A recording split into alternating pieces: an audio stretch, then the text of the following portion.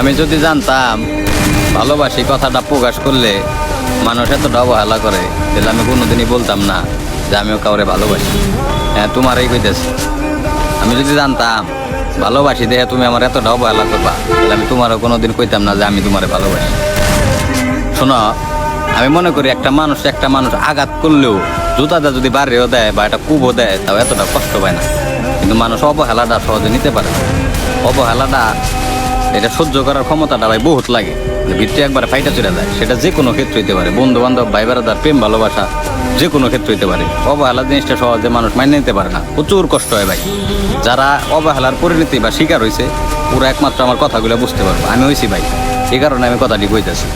মনে করেন আপনার বন্ধু বা প্রেম ভালোবাসা মানে আগে একভাবে চলাফেরা করতো, এখন আরেকভাবে করে। আগে মনে করেন যে এক লগে বইতো, এখন আপনার দেখলে পাশ কাটাই যেতেছে। আপনি কিন্তু অনেক ভালোবাসেন, এই ভালোবাসার পরেও যে অবহেলাটা করে বা ভুল বুঝে মাঝে মাঝে, এইগুলা মনে করেন ভাই সহজে মেনে নেওয়া যায় না। এগুলা মনে করেন যে ভিতরে না ভাই চুরমার করে ফেলাই দেয়। আর দিন তো ভাই মনে করেন যেমন তেমন, ওই দেখা গেছে যে ও চলে গেছে, আমিও চলে এলাম। অ্যাটিটিউড মানে রাগ তো সবারই আছে, মানে এরকম একটা অ্যাটিটিউড চলে আসে যে ও মুখ ঘুরাই নিলাম উনি মুখ। কিন্তু ভাই এটা মনে করেন যে খালি রাগ পর্যন্ত সীমাবদ্ধ। যখন মাথা ঠান্ডা হয়ে যায় তখন ঠিকই মনে করেন যে ভাই ভিতরে থেকে এরা ভাইঙ্কা থেকে কান্দা আসে যে শালার আমি ওর এতটা ভালোবাসি আর ও আমার মুখ ঘুরাই না। তারপরও ভাই আমি দোয়া করি এইসব জানি কেউ জীবনে না আসে বা